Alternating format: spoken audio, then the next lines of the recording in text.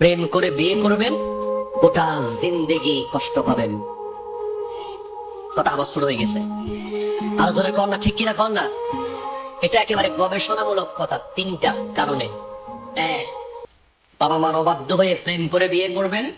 প্রেমের বিয়ে, ওই মেয়ে 5 বছর ধরে আপনাকে চিনে, স্বামী হিসেবে সে আর আপনাকে সম্মান করবে না।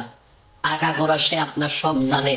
মাঝে মাঝে তার সামনে কান্না করছিলেন, তার মাঝে মাঝে ফাইও ধরে ফেলছিলেন বিভিন্ন সিচুয়েশনে, ঠিক কিনা কথা বলেন না। সে কইব তুই আবার আমার লোকে জামাইগিরি দেখাস, তোরে আমি চিনি না। ইজ্জত পাবেন না। দুই, আপনার ছেলে মেয়ে যখন বড় হবে, এলাকার হিংসুকরা তাদেরকে বলবে তোর বাপ্পা কেমনে বিয়ে করছিল আমরা জানি না।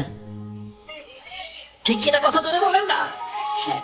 তিন, 3 নম্বর হলো সারা জীবন আপনি যদি রানী এলিজাবেথের মেয়েকে বিয়ে করে নিয়ে আসেন, বাবা মার একটা নিঃশ্বাস থাকবে, কারণ তারা আপনাকে দেখে শুনে বিয়ে করাতে পারে নাই। সেজন্য কোন ধরনের অবৈধ সম্পর্কের সাথে থাকবেন না। আজকের মাহফিল থেকে শপথ নেন, যত অবৈধ সম্পর্ক আছে সব ডিলেট করেন।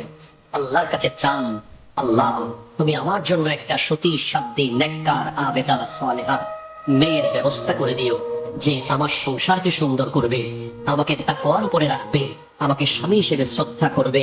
আল্লাহর খাজানা অভাব আছে? আছে আছে আছে নাই?